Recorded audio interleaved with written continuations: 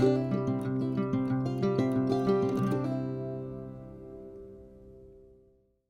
morning, everybody. It's Tom Christie back in the carving shop, and this will be session 2 of carving a Drake Wigeon Hunting Decoy. In the last session, we got the head kind of shaped up. In this session, we'll get the eyes inserted, and then we'll start work on shaping up the body. And we should be able to get it shaped up in this session, since there's not a ton of detail carving to be done, but we want it nice and round. The primaries are going to be just bumped up, not crossed or undercut at all. So we'll keep that pretty simple so it's nice and sturdy. If you're enjoying the channel and getting value out of it, please hit the subscribe button. That helps me out. It's free, but that does help me out as I continue to build content on this channel for decoy and wildfowl carvers. Welcome back. All right, the first thing I want to do is locate the eyes, and we did drill a hole through, but after the shaping is done, I like to go back and reconfirm the distance from the tip of the bill here, where it meets the face, to the front of the eye, and transfer that dimension to the wood on both sides, just to make sure we have that eye properly positioned. I would say this is one of the biggest areas of challenge for new carvers, is getting that eye location correct. If it crowds the bill, it just looks awkward, and if it's way back here, it looks awkward. So eyes are the thing that conveys life in your wooden decoy, those glass eyes, and so proper positioning is just critical. So I've got those marked, and now I'm going to use my circle template. These are going to be 10mm eyes. So I'm going to mark where I need to relieve wood here. And just a case in point, you can see that correctly positioned eye isn't necessarily right. The drilled hole is not centered where the eye needs to be. And I think that happens because of the shaping that gets done. So I just want to reiterate that. Locate your eye. It's great to drill a hole. It gives you some guidelines as you're carving the head, but don't trust the position of the hole without checking your reference and getting that dimension correct. Once I get those penciled in, I like to look from the front and make sure that they look level this way. It's another easy mistake is to get one eye low, one eye high, and when the judges are looking at it, it's looking at them cockeyed. And looking at this, I would say I'm a little low on this side, so it's very easy to do, and I don't know why that is, but I'm going to make a correction and raise that up a bit, and that looks better from the front. Now I'm using a little 1/4-inch gouge, and going to press that into the tupelo. You can use an eye hole drill for this purpose, but I've always used a gouge like this because it's quick and easy. Just got to make sure you hang on to the head, no slippage to damage your fingers or hands. Okay, I'll do that on both sides.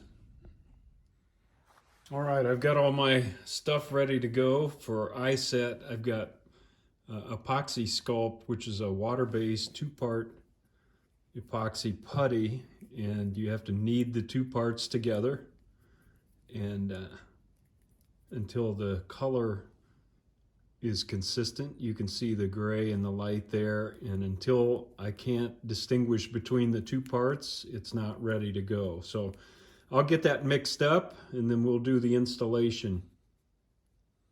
I've got water here a few old paint brushes to help me maneuver the putty after the eyes are installed, and I'm going to be using Wigeon eyes. Wigeon no longer makes eyes, but I still have some inventory left, so I'm going to use those up. And these are 10mm Wigeon eyes. I've got a little water here and an old paintbrush, and I'm just using that to wet the opening that I carved for the eye insertion. I just want the Tupelo to be damp, and that will help promote bonding. And now I'm going to take my 2-part putty and just push it in there so that the eye socket is filled. Then I'm going to take one of my eyes, get it lined up, and I'm going to crowd the front of the hole that I opened up just because I know that dimension is correct. Now I'm just pressing that eye in place, and we want a little bit of a downward cant and a little bit of a forward cant in the eye, because that's the way they are in the live bird. So I will work on that. This putty is stiff, so it's going to take some effort to get that eye lined up where I want it, and then I'll be right back. Now I've got a little water on my finger, and I'm just going back and forth over the putty to smooth it out and blend it into the surrounding areas. Once I get it generally smoothed, then we'll work on opening the eye back up.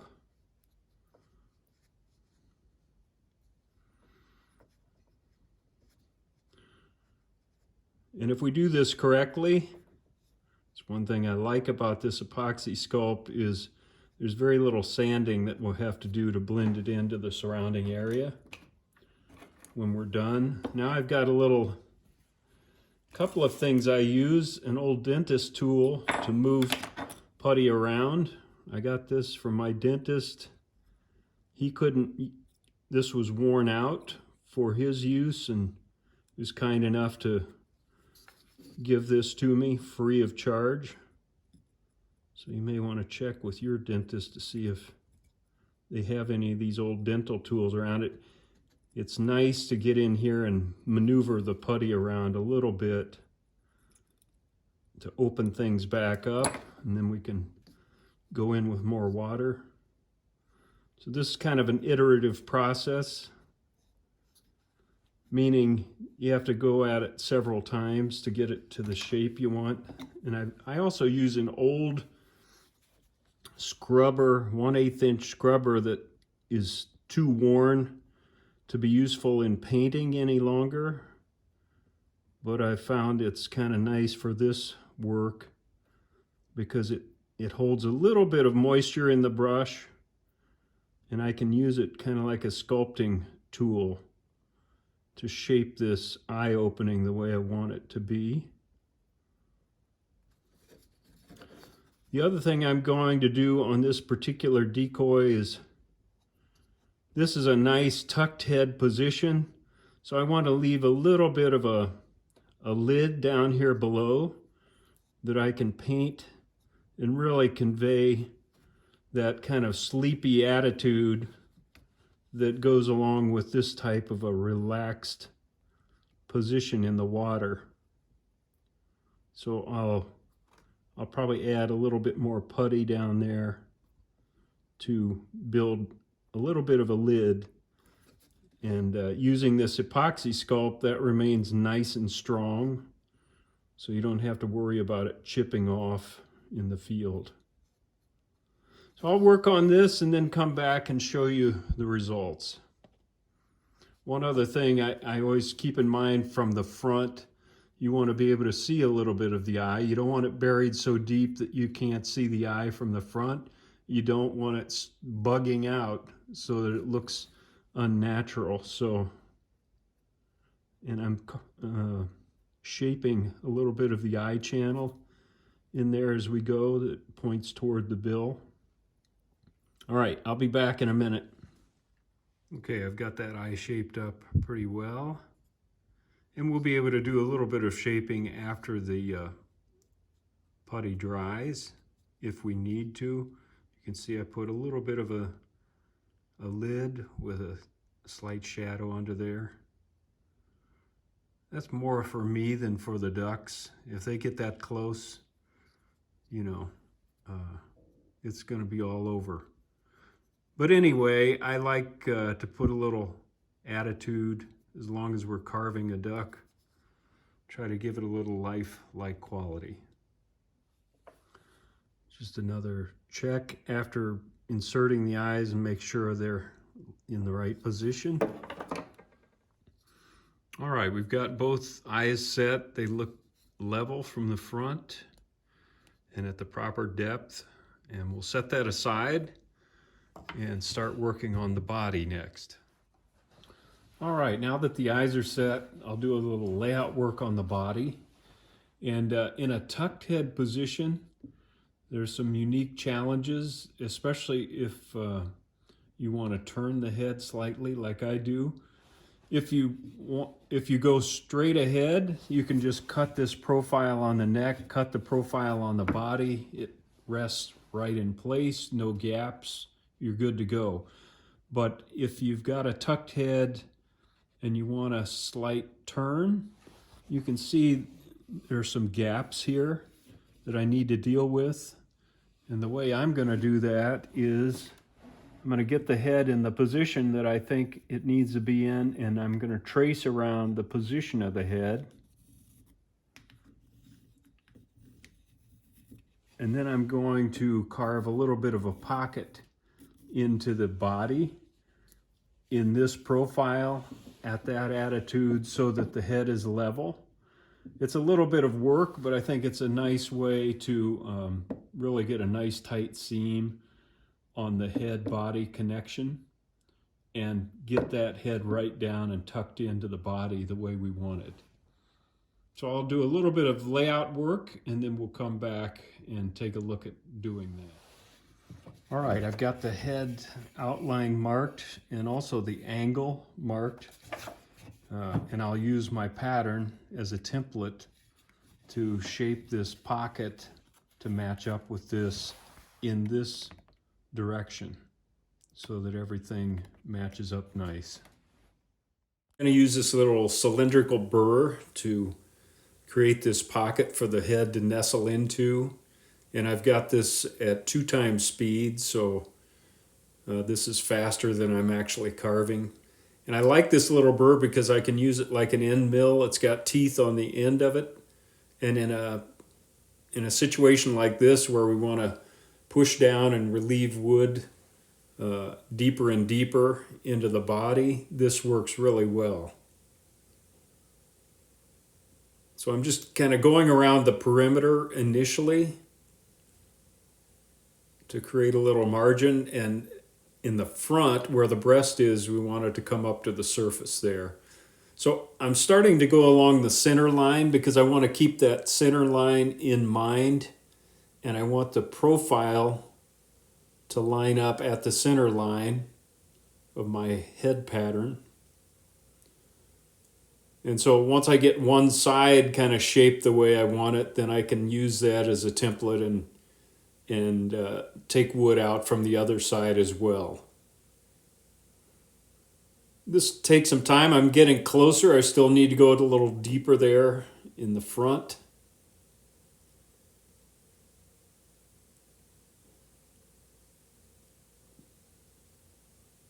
Give that another check. Okay, that looks pretty good. Now I can take wood from the rest of the area. All right, I've got that pocket milled out and used the head pattern to kind of give me a guideline on the center line of how deep I need to go. And now the head fits down in that pocket nice and really gives this tucked head position. And I don't have to use a ton of Bondo this way for the neck joint. And now I know where that head is going to be. And so as I'm shaping the body, I I have these guidelines that I can shape to. So I'm not going to glue the head in, but I'll make sure it's vertical, straight up and down from the front, so it doesn't look canted, awkward, but I'm pretty happy with that. So now let's get started on the body. Just a little layout work, since there's not a lot of carving detail. I want to set the height of the tail and transfer that to the carving on both sides. And then I can sketch in the position of the tail as it meets the body here. I want to leave plenty of wood so we have a nice sturdy tail. There's my mark.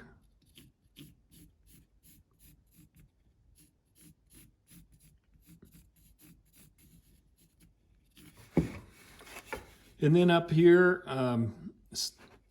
if you were crossing your primaries, you'd have to be careful as you round the body so that you don't remove too much material. Since I'm angling these back and they're not going to be crossed or raised, I can kind of safely carve material out of that area, leave kind of a triangle here in the middle for the wingtips as they lay against the body. Other than that, I just want to start rounding things in general and get the body rounded up. So we'll do that next. I use this 3/4 inch diameter kind of ball-ended cylinder to do my rough rounding. There are different types of saber-toothed burrs you can get. You can buy a green version that has a lot more aggressive teeth.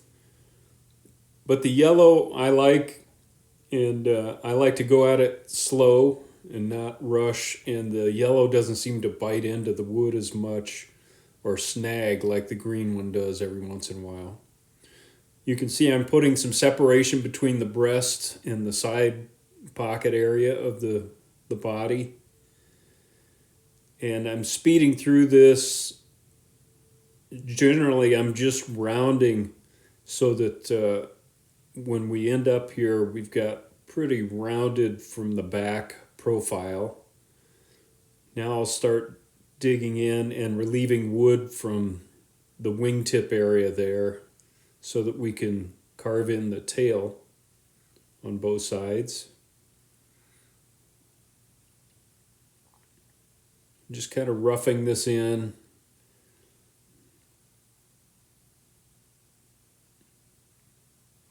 I'm not going to have any tertial feather carving on this bird since it's a gunning bird. I want to just paint on the primaries and the tertials, so no carving there. You can see I'm using that ball nose bit to kind of create the upper part of the tail feathers. I'll do that on both sides.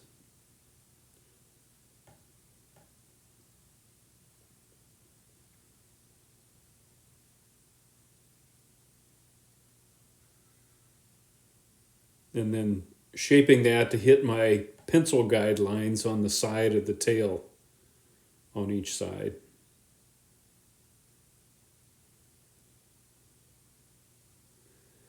I'm just going to be rounding more, so I'll probably skip ahead a little bit so that you don't have to watch all of that, but just know I'm going for a rounded shape overall. Okay, a little farther along, and I'm working on the lower edges of the side pockets to do some rounding down there.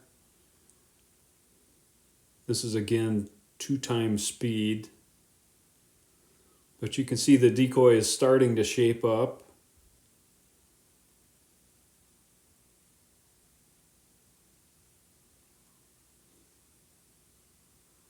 You have to be careful on the breast because you're on the end grain of the wood, so it's easy to dig in too quickly there. Just take your time. All right, that's probably enough, so you get the general idea of roughing out the bird. Now I'm going to switch to this cylindrical saber-tooth burr, and I'm going to use that to do a little more shaping of the upper side of the tail to define it a little more and separate it from the tail coverts there. And then going on the underside, I'm using this to undercut the tail feathers. And then I'll flip it over and we'll work from this direction. Not a real good view here, but I think you'll be able to see more as I continue to work on this. So I'm using it to undercut very carefully that section and take wood out and then flip it over and basically flatten the lower side of the tail there, and then round the rump area coming out of the tail.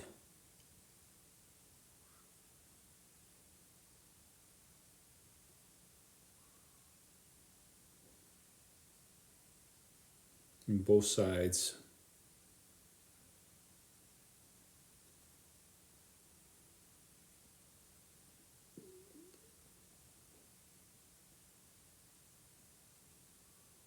Starting to shape up.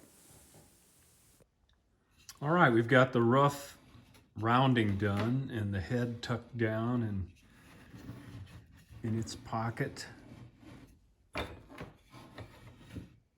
So now we'll do a little bit more layout work. I'm going to do a little bit of work to define the side pockets and a little bit of the cape, and that's about it. And then do some sanding.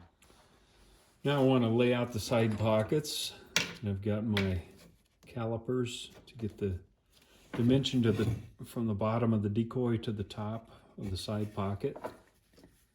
Just putting a little mark on both sides, and then it dips down here where this white wing marking is.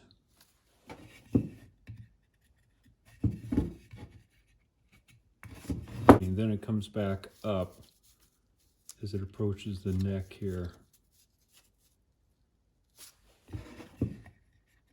Kind of in that location, roughly. Let's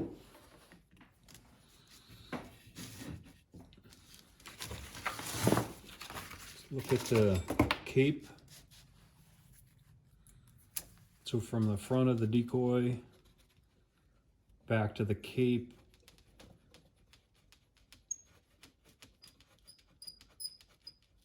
it's that far, with a vertical surface here so I know where the front of the decoy is. So the rear of the head is very close to the cape, but I want to go ahead and identify that anyway, because then we'll get a dimension from the back of the cape to these areas where the wing begins to tuck in the front. I see I'm off camera, sorry about that. So from the back of the cape to those areas. Gotta find my mark here. Right there. And just strike a little arc on both sides. And then I know from my pattern from the center line of the decoy out, that tells me how far. I've kind of lost my center line. So I'll get that back on here. I'm just going to pencil it in to complete that. So from the center line, about there, So the cape comes up from here. Actually, the back of the head is going to cross over that area. On this side, we'll have a little bit. So I know that's where we stop in front. We go from this. These are the marks I put on before. I know that's the back of the side pocket. Little return under there. Same on this side. down, back up.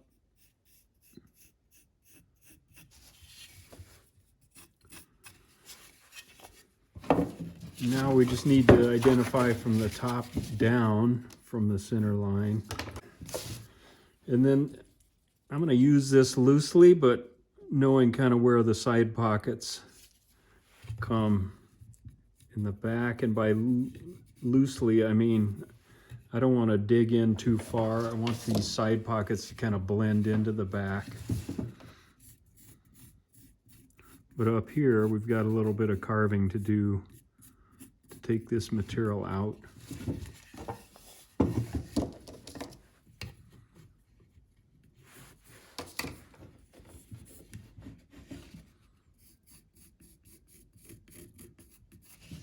All right, so we kind of know where things are, and we can do a little bit of carving up here, and then I'm going to fade that into this side pocket so there's not a big trench in the side pocket back here. Since all of this is going to kind of blend in together, we're going to use paint to identify the tertials and the primaries here.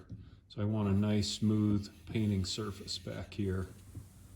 I'm speeding up the video here so we can watch, and I'm using this cylindrical saber-tooth burr to then follow my guidelines from the top down and from the side pattern and create that shoulder area. They don't really have shoulders, but it's that front area where the wing tucks into the side pocket. And then in the back, I'm just going to kind of blend that and fade it into, as we talked about earlier, so there's not a ton of definition back there. Once I have those at the proper depth, then I'm just going back and forth and rounding the scapular back feathers and then also the side pocket feathers here to make a nice rounded shape. Skipping ahead a little further along, starting to get that shaped up and then blend it into the rear edge of the side pocket.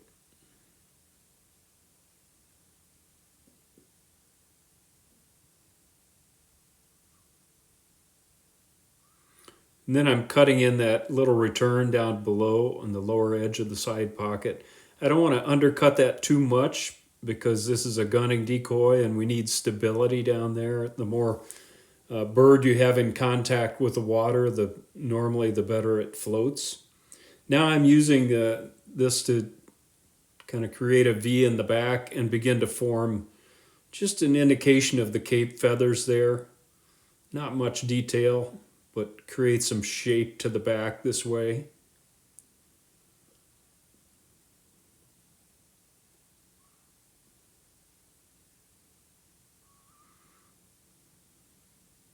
Those cape feathers kind of tuck under the rear of the head on that side.